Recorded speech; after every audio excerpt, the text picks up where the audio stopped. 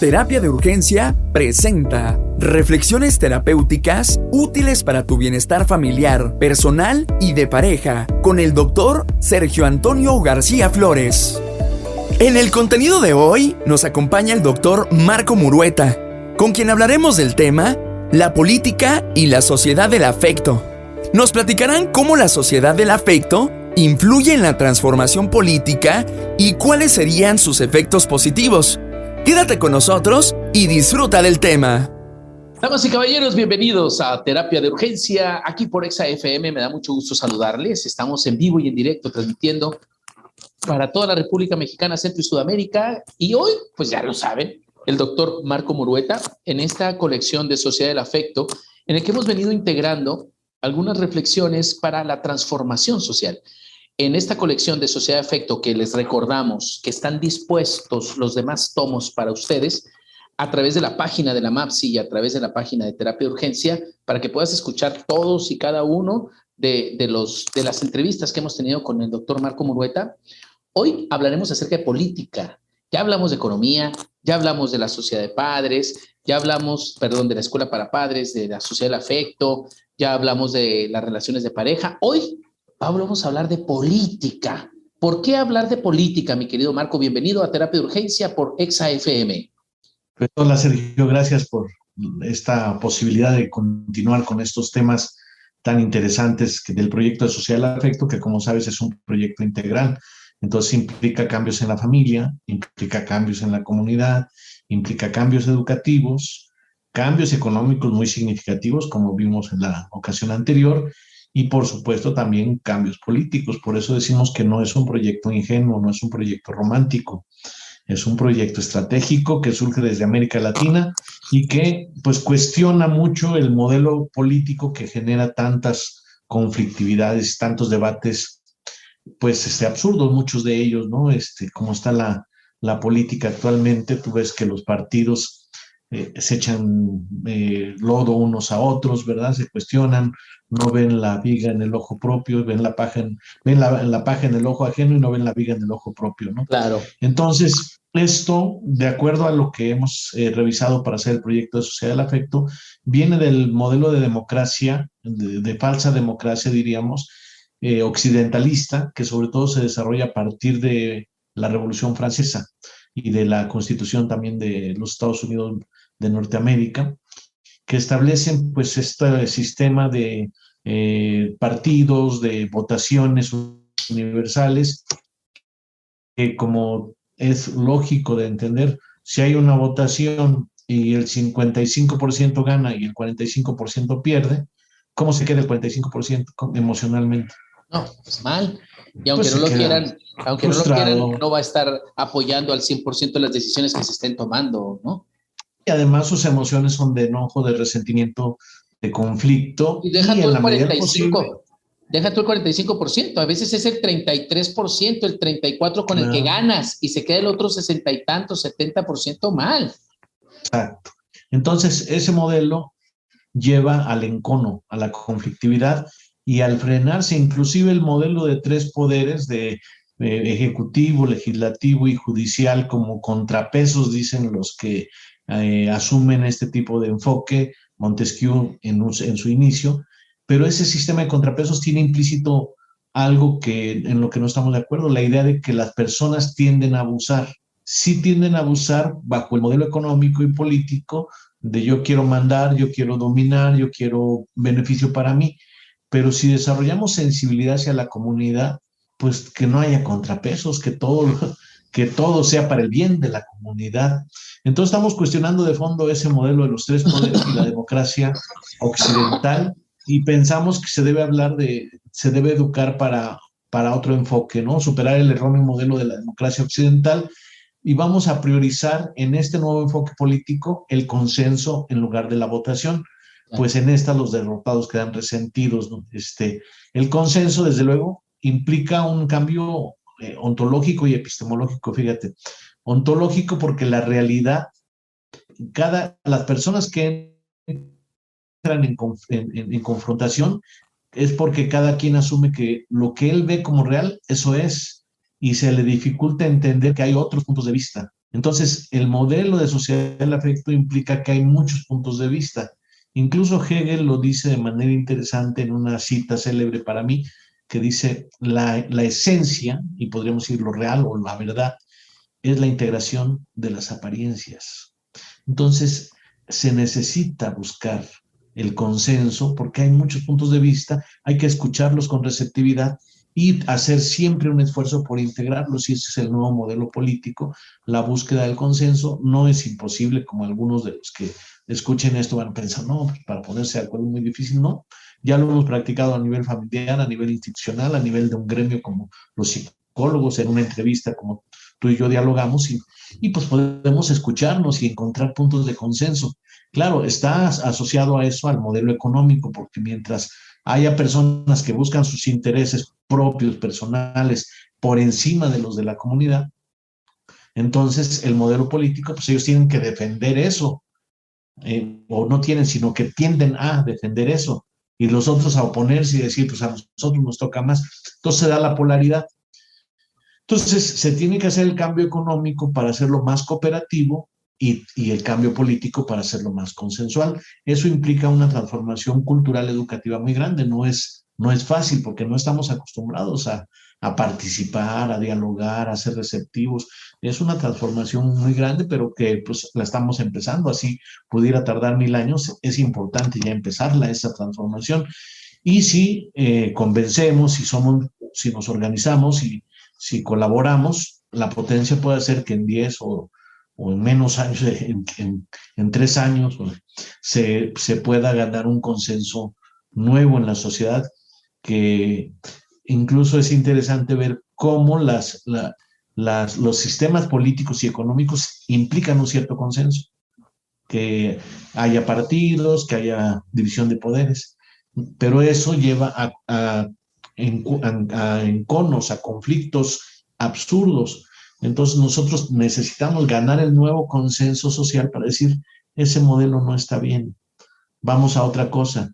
Y ese sería el primer paso, porque si no, digo, alguna gente dice, pues ¿por qué no hacen un partido? Pues porque caeríamos otra vez en tratar de ganar votos, tratar de ganar presupuestos, y es la misma lógica. Entonces es algo más autogestionario, más social, que tratar de caer en el mismo juego al que estamos cuestionando, ¿no? Fíjate que creo que aparte de que esto es súper interesante, también se tiene que pensar en esta lucha de intentar integrar este modelo también en estos otros países, por ejemplo, que son nuestros primos, nuestros hermanos, como lo que es Salvador, Guatemala, Nicaragua, Estados Unidos, porque esta transformación política que se me hace tan interesante integra también estas necesidades de nuestros hermanos.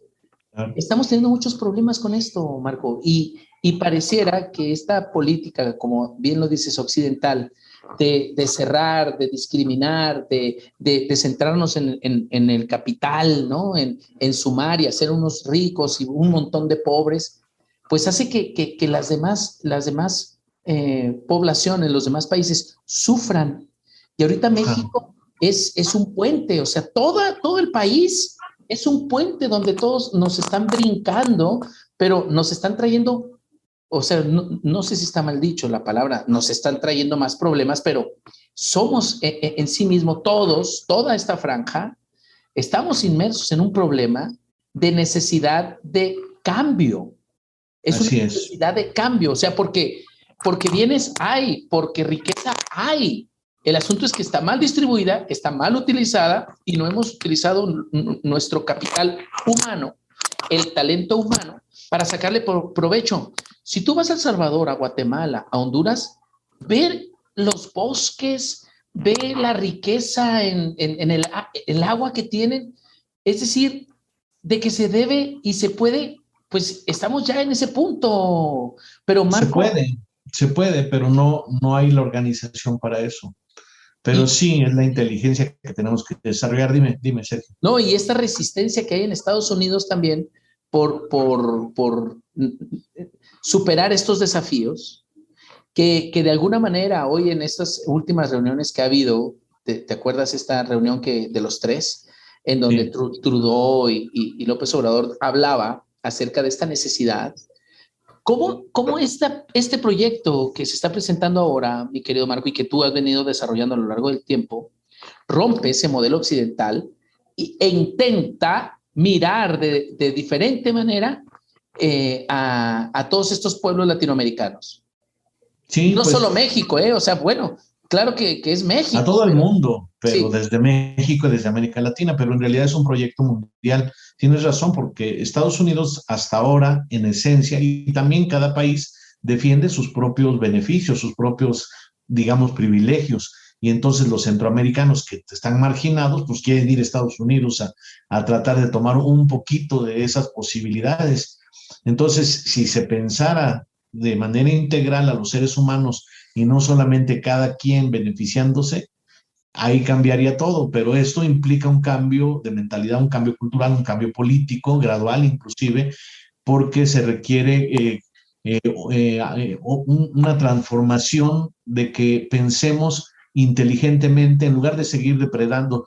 El modelo económico y político que hemos tenido nos lleva a la depredación, a la violencia, a la corrupción, y hay que cambiar eso.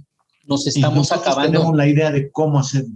Nos estamos acabando los bienes naturales, nos estamos acabando todo lo que hay en el mar, lo que estamos erosionando de tal manera la tierra, Marco, que hay tierra que ya no se va a poder utilizar. Y luego la estamos ensuciando con todo esto que están haciendo por ahí en Puebla y los guachicoleros están, discúlpeme la expresión, desmadrando toda la franja y están echando a perder muchas áreas con esta contaminación con los hidrocarburos.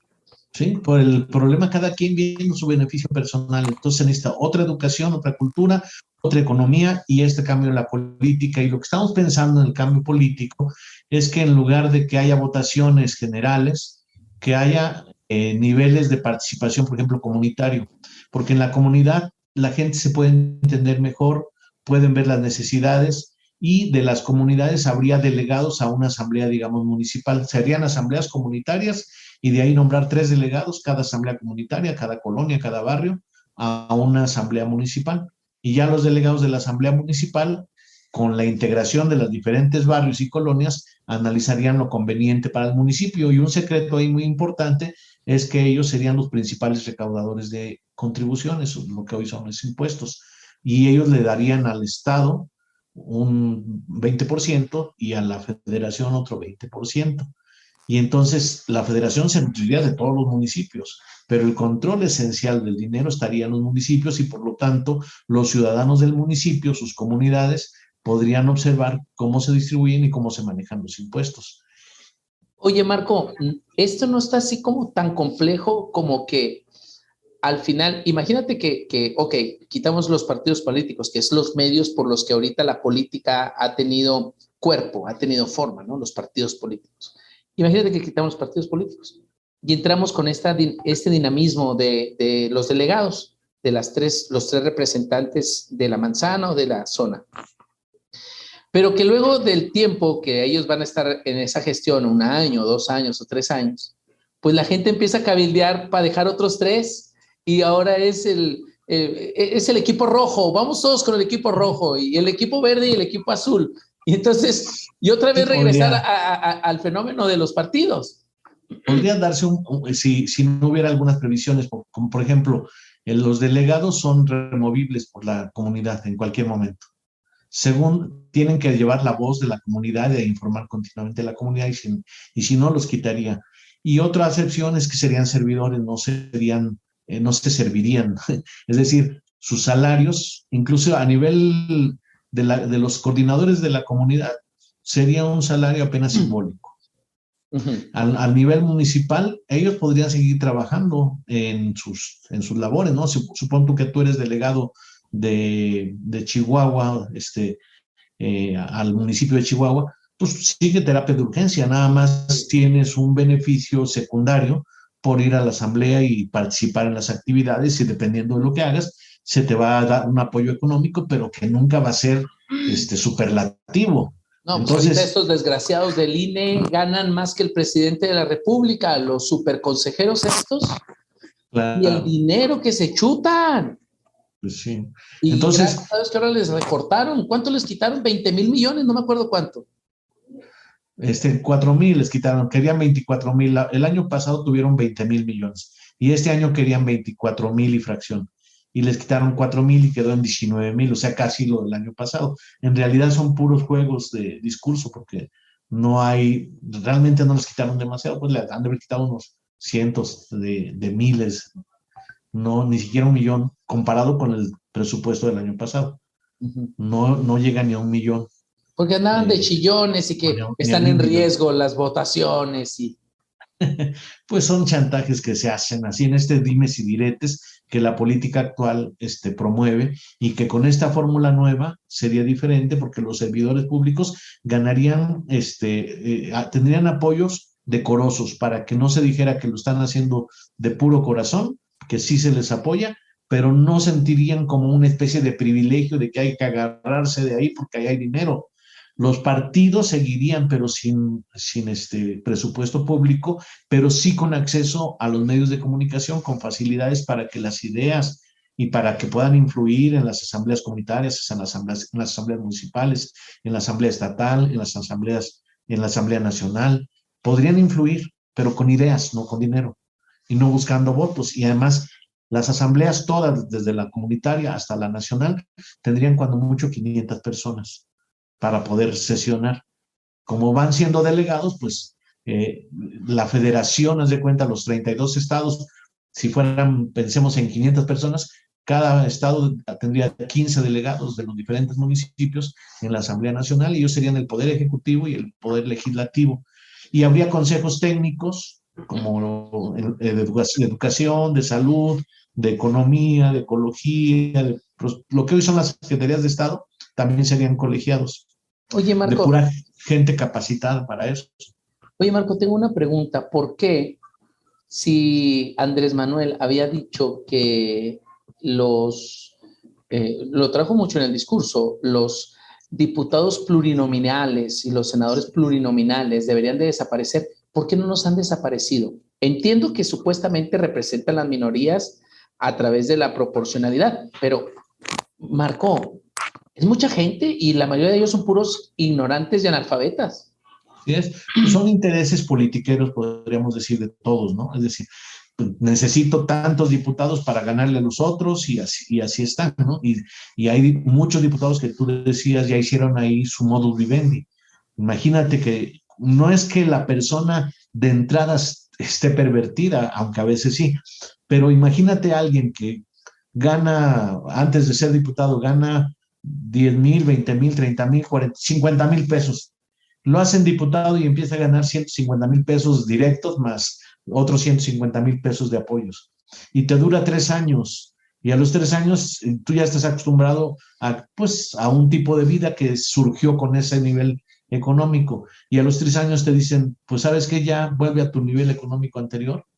Pues la mente se perturba, se cambia todo y empiezas a decir, pues a ver, ¿qué quieren que vote o cómo le hago, con quién me asocio? Pero yo de aquí ya no me bajo, ¿verdad? Y desde luego, si todo el pueblo, porque ahora en el nuevo proyecto los salarios de los servidores públicos estarán vinculados al salario mínimo, que será más alto que el actual, mucho más alto, pero si ellos ganan un poquito más es porque el pueblo está ganando más. Y no ellos hasta arriba y el pueblo hasta abajo. Y el servicio médico, que vayan también, Marco, claro, a los mismos lugares a donde el pueblo se va y se forma. Porque claro, esto es... Sí, pero además, esos lugares con este modelo, ya el servicio médico para todos los mexicanos sería de alta calidad. O sea, ya no habría tanto problema. Yo quiero saber quién de los diputados o los senadores, Marco, lleva a sus hijos a una escuela pública. Quiero saber quién de ellos lleva a sus hijos a una escuela pública. No, pues las tienen abandonadas por lo mismo. Pues mira qué secretarios de educación pública han puesto desde hace 40 años. Entonces, ¿cómo los van a llevar donde mandan esas personas, ¿no? Donde están esos programas. Y eso que muchos docentes de educación pública son de alta calidad. Pero el abandono con que tienen, y aparte la segregación que han hecho del estatus, ¿no? Los niños de escuela privada tienen ciertos juguetes, los de escuela pública no los tienen. Entonces, cuando entra un niño que va a una escuela privada, entra a escuela pública, se desadapta porque dice, pues aquí no saben de Nintendo, no saben de Xbox, no saben de PlayStation, no saben de... Y hay una especie de polaridad también ahí que se tendría que suspender, haciendo de las escuelas públicas y que todos los niños tuvieran el acceso pues a buenos niveles de información y de desarrollo, ¿no? Para que Claro. pudieran dialogar y se hacen comunidades infantiles también. Entonces, en esta transformación política, mi querido Marco, la propuesta es generar estas asambleas y consejos político-territoriales, técnico-temáticos o gremiales y sectoriales. Es decir, por ejemplo, los cañeros, los tomateros, las personas que andan en los ferrocarrileros, pero Son también, gremiales. exacto. Y los sectoriales son los niños, las mujeres, los jóvenes, los adultos mayores, los maduros, ya pusimos la categoría de los maduros, los pueblos originarios, los LGBT, esos son los sectores. Y los gremiales son por ocupación. Y los técnicos son por tema, digamos, como por ejemplo educación, salud, ecología, economía, presupuesto, turismo. Todo lo que hoy son las secretarías de Estado serían consejos técnico-temáticos.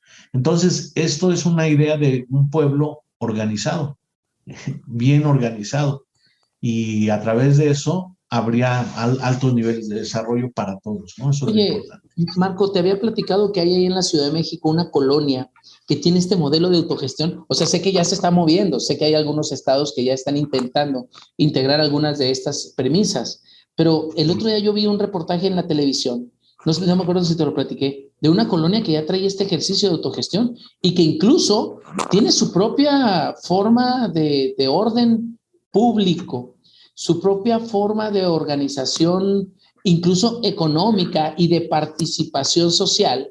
La gente barre las calles, la gente está atenta de pintar las casas, hay comisiones que se ocupan de dar rondines y de garantizar la seguridad para los niños, niñas, pero a lo largo y ancho de toda la colonia. Incluso la colonia está cerrada para el exterior.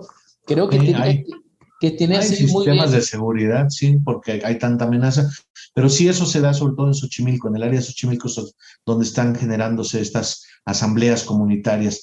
Y el mejor ejemplo que tenemos en México, pues es Cherán, y probablemente sea un ejemplo mundial, donde ahí sí prohibieron, no prohibieron, sino que sacaron a los partidos, ¿eh?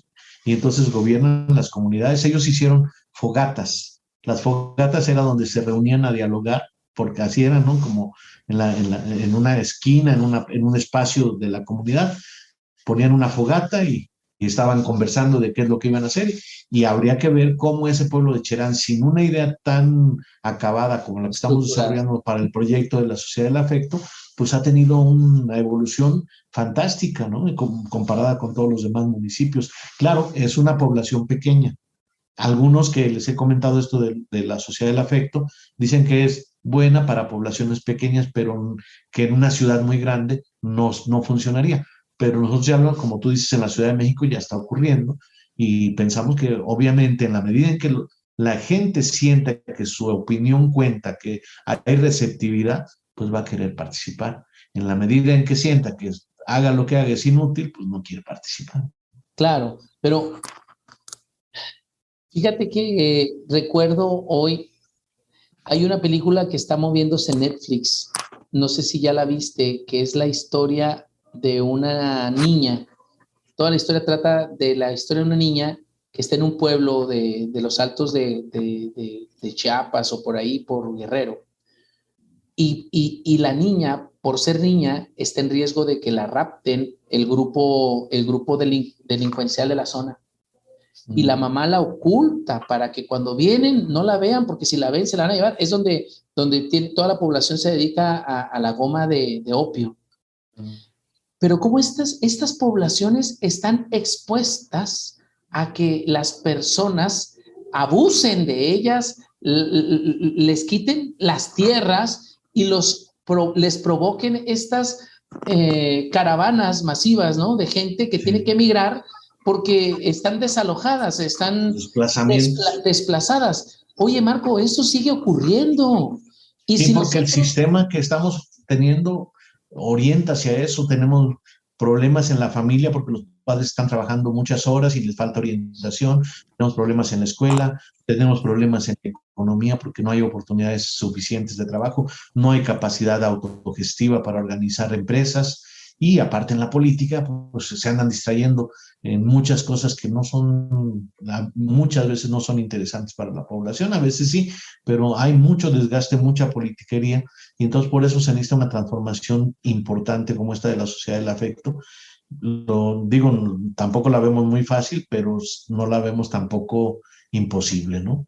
Claro, claro. Entonces, Marco, pero ¿te fijas hasta dónde podemos llegar? Es decir, ¿cómo nos podemos terminar la sociedad? Nos acabamos los unos a los otros con estas formas tan animales, ¿no? De dirigirnos y de no cuidar, ya sea nuestro planeta, no cuidar nuestra riqueza natural, pero no cuidar a nuestros hijos, no cuidar a esta población tan importante que son nuestros niños. Y esa película, verás, ahorita me voy a acordar del nombre, Marco, me conmovió muchísimo. Ahorita verás, ahorita te voy a pasar el dato. Me conmovió muchísimo porque es el claro ejemplo de cómo el interés económico está por encima incluso de un mismo poblado. Es más, y hay otra. ¿Te acuerdas la película esta de Zaragoza? De un pueblo en Coahuila que estaba tomada por un cártel también, que estaba, la película se llama Noche de Fuego. Voy a buscar. Está en Netflix, es la número 8. Tienes que verla, verla. La voy a ver. Habla sobre esta historia. Esta de Zaragoza, de la que te hablo, también está en Netflix. Es un documental que habla sobre un pueblo así, abandonado, aislado, y que se llegan y se asientan ahí un cártel de droga, pero estaba muy bien oculto, muy bien escondido, estaba allá en un rincón, pues se veía gente con lana, pero nadie se metía con nadie. Total que uno de los trabajadores empieza a ir a la cantina y empieza a platicar lo que hay. La gente de la cantina se empieza a dar cuenta y hablan a la autoridad y la autoridad se empieza a dar vueltas.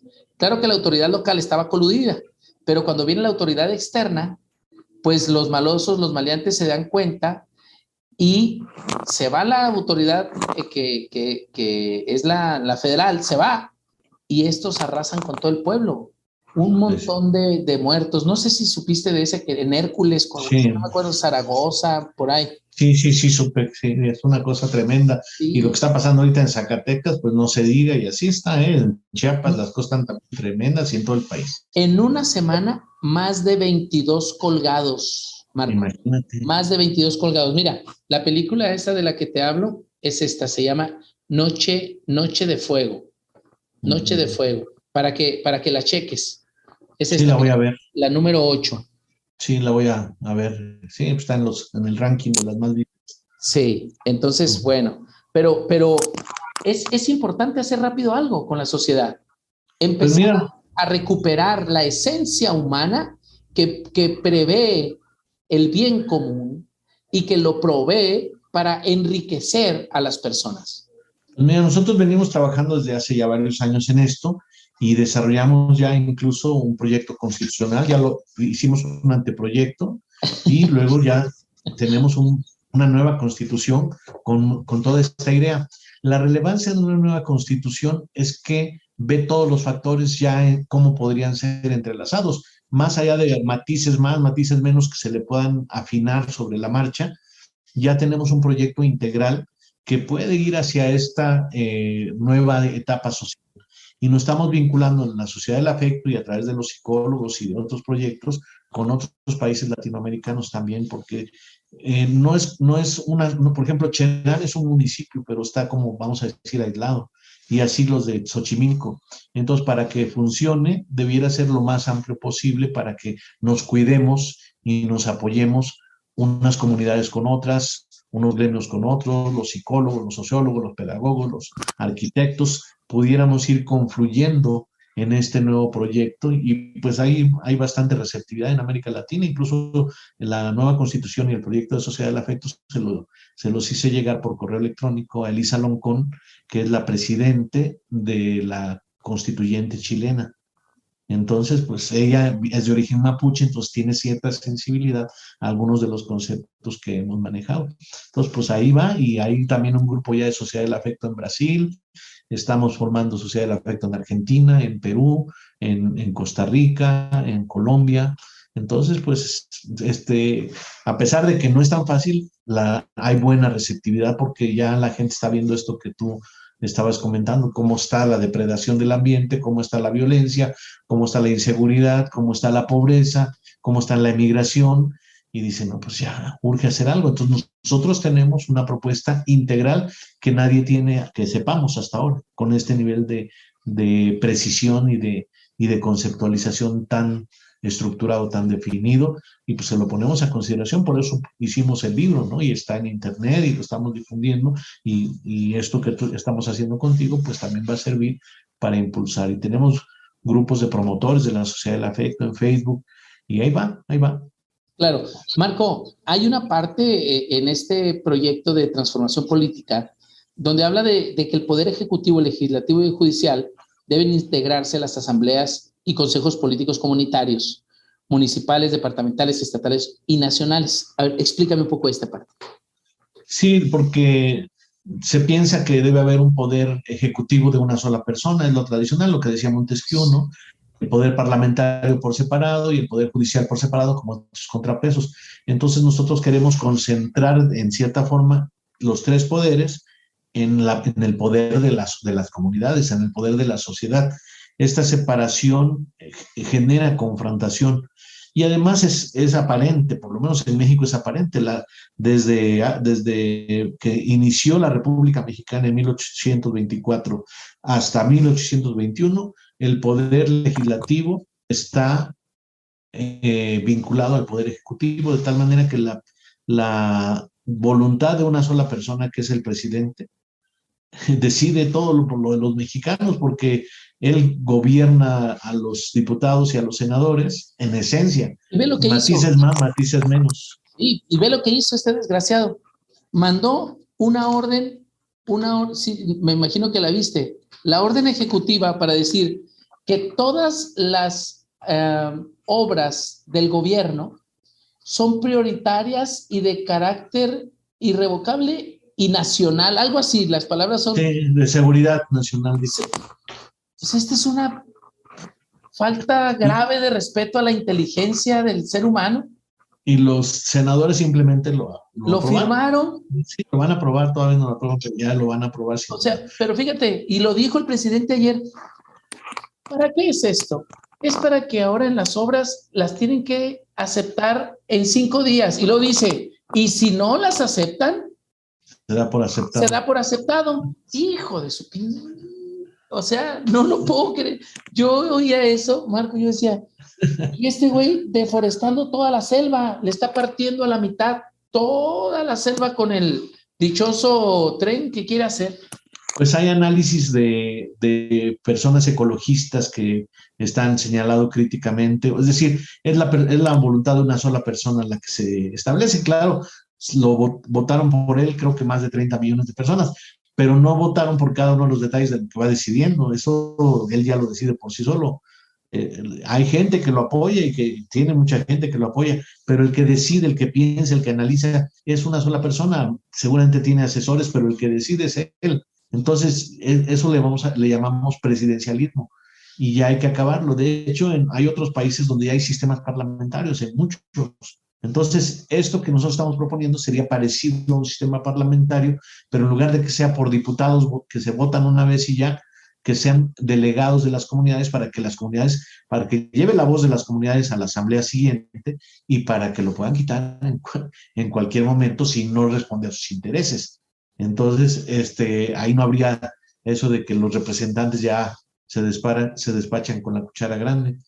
En esto que hizo López Obrador, también tiene que ver con la pugna, porque hay grupos de sus contrarios que están haciendo amparos y amparos y amparos y amparos, ¿no?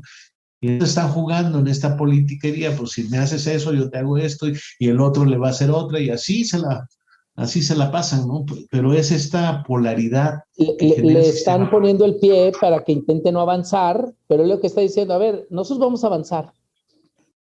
háganle como quieran, pero es esta polaridad.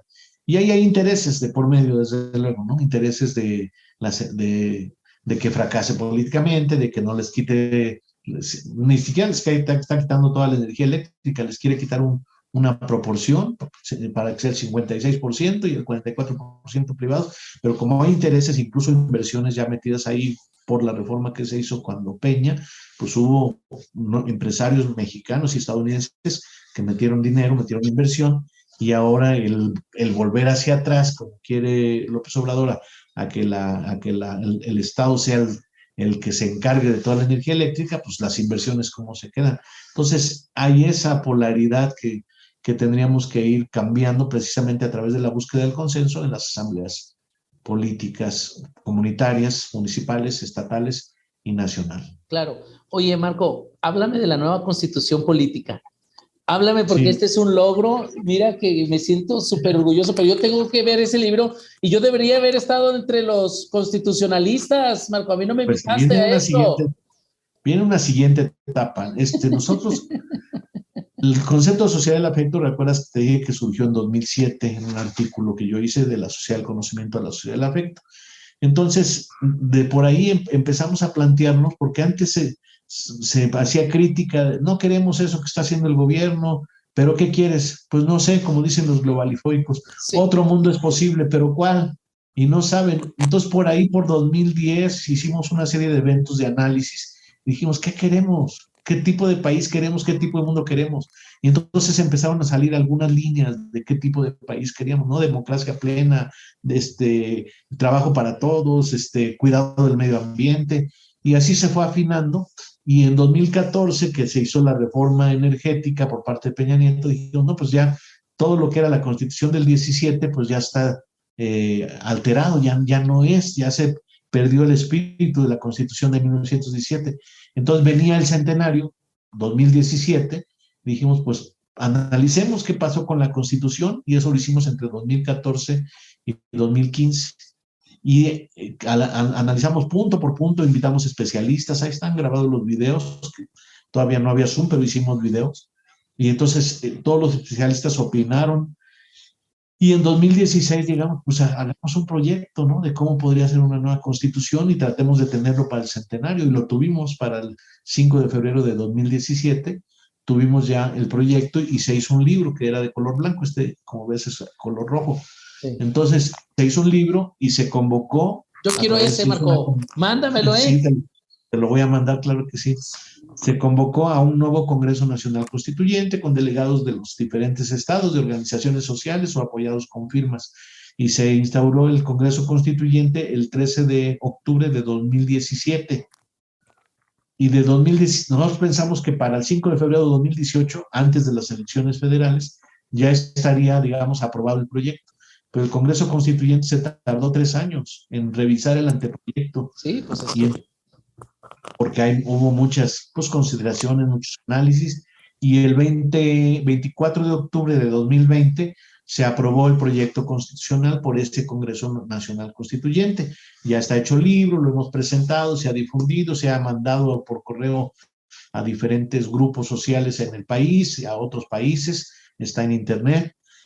Y ahorita ya estamos haciendo una serie de diálogos constituyentes los días miércoles, de 8 a 9:30, para analizar cosas del proyecto que se pueden mejorar, y se va a someter a una nueva etapa de un nuevo Congreso Nacional Constituyente que se piensa instaurar el 5 de febrero de 2022, para que integre con esa idea de la receptividad que comentábamos, ¿no? Del diálogo receptivo, que integre las observaciones, los señalamientos, y que haga una mejoría de este libro y saque un siguiente libro que ya podría ser pues, mucho más consensuado.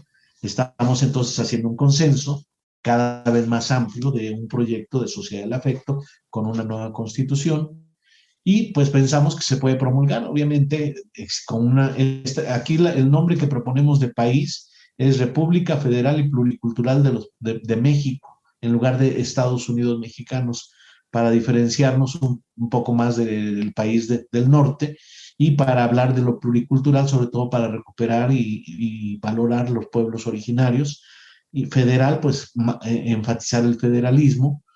Y nuestro país pues se llama México. La gente cuando vas a otro país no te dicen, tú eres de los Estados Unidos mexicanos. No. Dicen, tú eres de México. ¿Tú de dónde vienes? No dices, vengo de los Estados Unidos mexicanos. No, vengo de México. Entonces el país se llama en esencia México, es la República Federal y Pluricultural de México. Entonces vamos a promulgarlas y ya con las incorporando con el nuevo Congreso Constituyente, con delegados de todos o de la mayoría de los estados, se podrá promulgar y empezaremos, de hecho ya lo empezamos a hacer, a formar los organismos que están previstos, las instituciones que están previstas en este proyecto constitucional. Por ejemplo, desde 2011 nació el Consejo de Transformación Educativa, que ya tiene el proyecto educativo y está plasmado en la Constitución, el proyecto educativo generado por ese Consejo de Transformación Educativa. Estamos construyendo, como por ahí viste, el Consejo de Economía, Nacional de Economía Social y Cooperativa, ¿no? Y estamos ahí vinculados con varios organismos. Un evento la semana pasada muy importante que creo que tú... Oye, las jornadas vasconcelianas. Las jornadas vasconcelianas también. Buenísimo. Buenísimo. Oye, y se me pasó una de esta muchacha, la que se aventó un buen rollo de la historia de este vato de Vasconcelos. Necesito que me lo pases, Marco. Ya están los videos, te los mando al ratito. Quiero verlos porque fue un evento... Todos los maestros de la República Mexicana debieron haberlo visto, Marco. Claro. Todos los maestros de la República Mexicana debieron haberlo visto. Te doy un ejemplo. La semana pasada aquí en Chihuahua se hizo un consejo técnico escolar donde la Subsecretaría de Educación Básica emite la convocatoria y todos los maestros estatales entraron.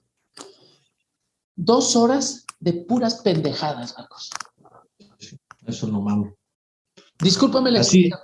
Así lo dicen los maestros, ¿eh? Yo para qué voy a cursos y así, pues, están bien aburridos, no me enseñan nada. 2 horas de puras pendejadas. Debieron haber visto esto. Esto es realmente eventos de altura, de calidad, para gente pensante.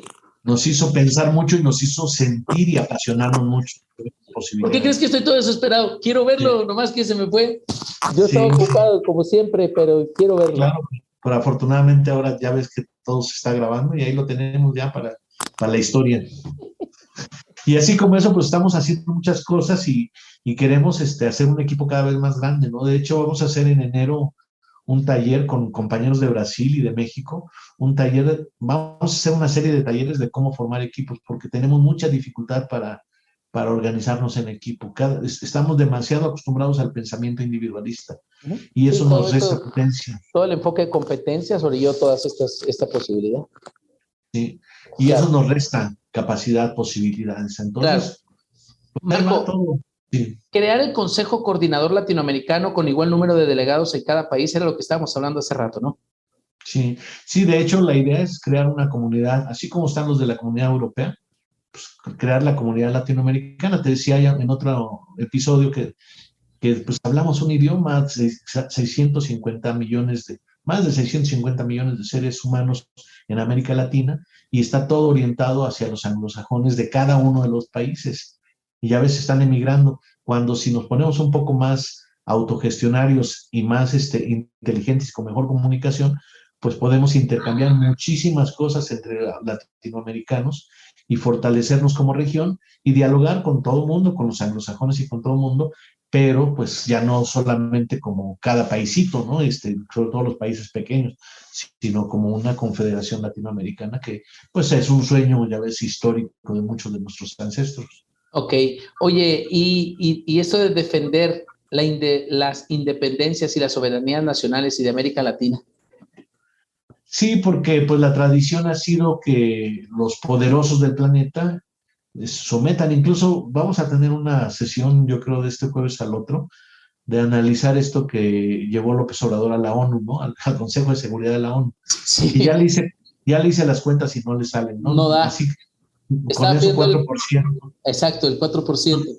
No se logra $1 millón, y además $1 billón distribuido entre 750 millones de personas que propuso, les toca como de a $3, poquito más de $3 al día.